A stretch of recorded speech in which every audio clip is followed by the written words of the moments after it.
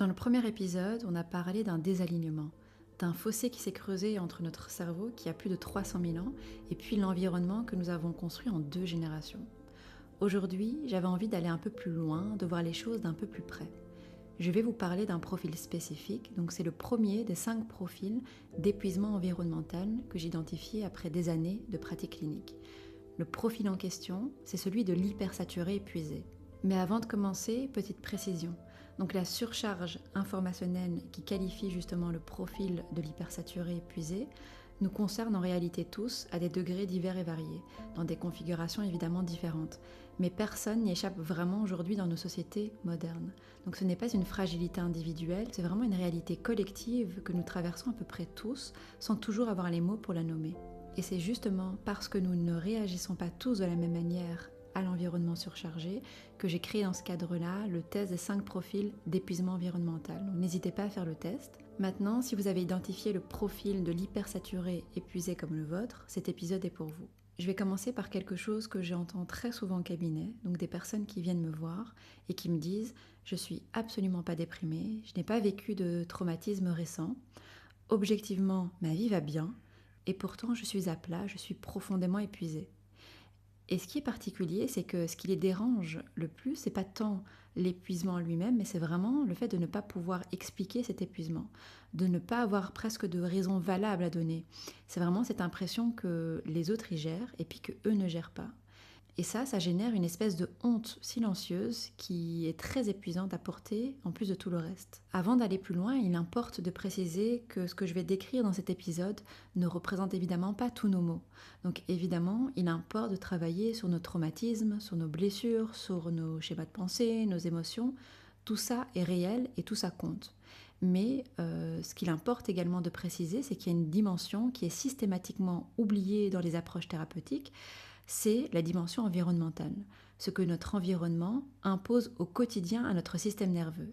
Et c'est précisément dans ce cadre-là que j'ai créé des surcharges. Pas pour remplacer le travail thérapeutique, mais vraiment pour ajouter ce qui manquait. Le profil de l'hypersaturé épuisé, c'est un système nerveux qui a été sollicité de toutes parts pendant trop longtemps, par un flux notamment d'informations que nous avons fini par considérer comme étant normal, parce qu'il fait partie intégrante de nos sociétés aujourd'hui modernes, de notre vie quotidienne. Donc ce sont les notifications, les actualités, les conversations sur plusieurs applications, la télévision en fond par exemple, les emails qui ne s'arrêtent jamais vraiment. Pris de manière individuelle, chacun de ces éléments peuvent paraître anodins, mais notre système nerveux, lui, enregistre tout en permanence, sans vraiment distinguer quoi que ce soit, sans jamais vraiment s'arrêter. Et c'est justement cette continuité sans pause réelle, plus que la nature en fait de chaque source elle-même, qui va générer cette surcharge informationnelle. Je vais vous expliquer 3 choses qui se passent dans le cerveau quand on est justement en surcharge informationnelle, pour que vraiment vous puissiez comprendre d'où ça vient et ce que vous ressentez. Alors la première chose, c'est la structure de l'amygdale. C'est une structure cérébrale qui est chargée de détecter les menaces. Lorsqu'on est surchargé par l'information, elle peut se retrouver dans un état d'activation quasi permanente. Elle ne fait pas la différence à ce moment-là entre une urgence réelle et 80 notifications par jour. Elle réagit au signal lui-même. Donc chaque interruption, chaque alerte, chaque nouvelle inquiétante va générer une micro-montée de cortisol. Individuellement, c'est évidemment imperceptible, on pourrait le penser. Mais accumulé sur une journée entière, sur une semaine, sur plusieurs mois, c'est là que ça devient une exposition chronique à son propre niveau de stress. Et évidemment, à un moment donné, le corps en pâtit et paye le prix. La deuxième structure, c'est le cortex préfrontal. Alors, le cortex préfrontal, c'est la région du cerveau qui gère nos décisions, notre concentration, notre régulation émotionnelle. À un moment donné, lorsqu'on va être surchargé par l'information, le cortex préfrontal s'épuise comme un muscle. Sauf que, contrairement à un muscle, on ne lui accorde jamais le temps nécessaire pour pouvoir récupérer après l'effort. Des chercheurs de l'Université de Californie ont montré qu'il faut en moyenne 23 minutes pour retrouver un état de concentration profond après une interruption. Et en environnement numérique standard, par exemple dans un open space, on est interrompu toutes les 3 à 5 minutes. Donc faites le calcul. Ce que ça veut dire concrètement, c'est que notre cerveau tourne en permanence en mode dégradé et que, évidemment, le soir, on est épuisé sans vraiment pouvoir expliquer pourquoi. Parce que parfois on a même l'impression d'avoir pas travaillé si dur que ça. Mais en fait le cerveau a été constamment sollicité par toute cette information à laquelle on a été confronté. Le troisième élément est peut-être le plus important. Il existe dans notre cerveau un réseau que les neuroscientifiques appellent le réseau du mode par défaut. Donc ce réseau, il s'active uniquement dans les moments où on ne traite pas d'informations extérieures. Donc vraiment dans les moments de vide, dans les moments de silence, dans les moments de stase, quand l'esprit divague sans direction spécifique. C'est dans ces moments que le cerveau va intégrer ce qu'il a vécu. Donc il va consolider par exemple la mémoire, qu'il va réguler les émotions, qu'il accède à ce qui vient de lui plutôt que de l'extérieur. C'est là que se forment également nos intuitions, nos ressentis profonds, que se clarifient également nos priorités. Quand chaque espace disponible dans notre journée est comblé par une information, même quand c'est choisi et même quand c'est apprécié, ce réseau ne s'active jamais. Et ces fonctions, donc comme la régulation émotionnelle, le fait de consolider la mémoire, le fait d'avoir accès à nos intuitions, à un moment donné, elles s'appauvrissent progressivement. Ça peut mener à une sorte de confusion. On ne sait plus vraiment ce qu'on pense, ce qu'on ressent, ce qu'on veut. Pas parce qu'on a changé, mais parce que le bruit a progressivement couvert une voix qu'on entendait autrefois plus clairement. Il y a quelque chose d'autre aussi que ce profil porte souvent dont on ne parle que très rarement. Ce sont les boucles ouvertes. Alors notre cerveau maintient en mémoire de travail toutes les tâches inachevées, toutes les décisions qui ne sont pas prises, toutes les situations non résolues. Il les garde actives en permanence en mémoire, comme des fichiers ouverts en arrière-plan sur un ordinateur, même quand on n'y pense pas consciemment. La psychologue Bluma Zeigarnik a documenté ce phénomène dès les années 1920. Elle explique que les tâches inachevées mobilisent notre attention de façon bien plus persistante que les tâches terminées. Chez le profil hypersaturé épuisé, ces boucles s'accumulent en permanence. Pas parce qu'on est désorganisé, mais parce que le cerveau n'a jamais eu assez d'espace libre pour traiter ces tâches une par une. Et cette pile invisible consomme de l'énergie cognitive en permanence à notre insu. Et donc cette espèce de fatigue de fond que beaucoup décrivent, donc cette sensation d'être épuisé sans raison apparente, ce flou permanent dans lequel on se trouve, c'est justement ce coup de maintenir tout cela actif simultanément sans jamais vraiment vider.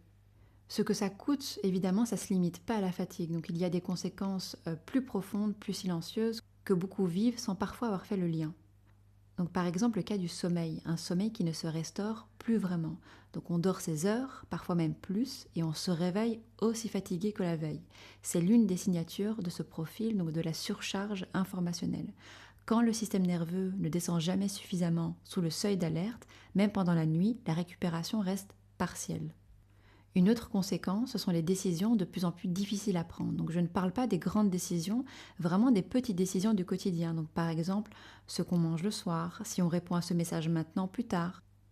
Ce qui se produit, c'est que le cortex préfrontal, qui va être totalement épuisé, va déléguer la décision au système émotionnel qui est plus réactif et qui cherche la solution la plus simple ou l'évitement. Et on finit par se trouver incapable de choisir pour des choses qui avant nous paraissaient anodines. Une autre conséquence, ça va être l'irritabilité qu'on ne s'explique pas. Des choses qui ne nous affectaient pas avant, qui agacent maintenant. Par exemple, des conversations qui drainent alors qu'elles ne le faisaient pas avant. Ce n'est pas un changement de caractère, c'est vraiment un seuil de tolérance qui s'est abaissé parce que le système nerveux n'a plus la ressource pour pouvoir amortir. Et quelque chose de plus difficile encore à nommer, c'est cette espèce de flou permanent que je nommais, donc l'impression de ne plus tout à fait savoir ce qu'on pense, ce qu'on ressent, ce qui nous anime également, comme si le bruit constant avait progressivement couvert une voix intérieure qu'on entendait autrefois plus clairement. Dans ma pratique, j'ai évidemment accompagné beaucoup de personnes avec ce profil, et ce qui m'a frappé avec le temps, c'est que la plupart avaient déjà essayé beaucoup de choses, donc une thérapie qu'elles avaient entamée, elles avaient travaillé sur leur traumatisme, sur les schémas de pensée, elles avaient testé la méditation, elles avaient pris des vacances, et tout ça peut aider temporairement. Et puis, le problème, c'est que ça revenait. Parce que le problème n'était pas entièrement en elles, le problème était aussi autour d'elles, dans l'environnement qui continue à les vider entre chaque séance, entre chaque période de récupération. Donc le vase se remplissait à nouveau dehors. Ce que j'ai observé chez les personnes qui récupéraient, c'est qu'elles faisaient quelque chose de différent.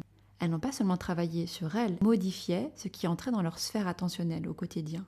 Elles ont rendu visible ce qui les épuisait. Elles ont fermé ce qui s'était accumulé pendant toutes ces années, pendant tous ces mois. Ces personnes ont également créé des vraies espèces de vide dans leur journée. Pas du repos entre deux activités, vraiment du vide informationnel réel. Et c'est à partir de toutes ces observations que j'ai construit le protocole des surcharges. Donc c'est vraiment une approche en 3 phases sur 21 jours qui suit une logique neurologique précise. Donc ce n'est pas une méthode de productivité, c'est pas un programme de bien-être générique, c'est un travail structuré sur ce qui sature, sur ce qui s'est accumulé et sur ce qui doit être restauré. Ce qu'il importe à mon sens de retenir de cet épisode, c'est que, avant tout, c'est important de le préciser, se couper de tout n'est pas la réponse. Pour la majorité d'entre nous, c'est ni réaliste et c'est pas durable. Ce qui est possible en revanche, c'est de reprendre la maîtrise sur ce qui entre dans notre sphère attentionnelle en modulant notre rapport à l'environnement. Une autre chose, donc si vous vous reconnaissez dans ce que je décris aujourd'hui, c'est important de le préciser, mais vous n'êtes pas quelqu'un de fragile, vous n'êtes pas quelqu'un qui ne gère pas, vous êtes quelqu'un dont le système nerveux répond normalement à un environnement qui demande trop.